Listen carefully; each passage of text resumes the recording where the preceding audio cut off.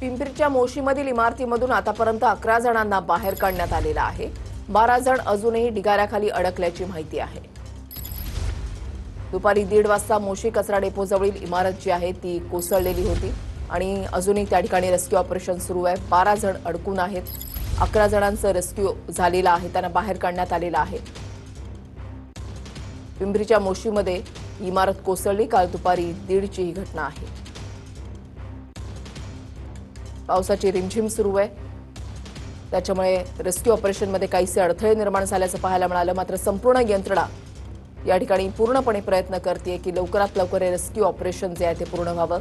11 जणांचा रेस्क्यू करण्यात आलेला आहे. 12 जण अजूनही अडकून आहेत. गिरीश महाजन यांनी त्या ठिकाणी जात आढावा देखील घेतलेला होता. पिंपरीच्या मोशीमध्ये इमारत कोसळली, 11 जणांचा रेस्क्यू झाला आणि 12 जण अजूनही अडकून आहेत अशी माहिती मिळते.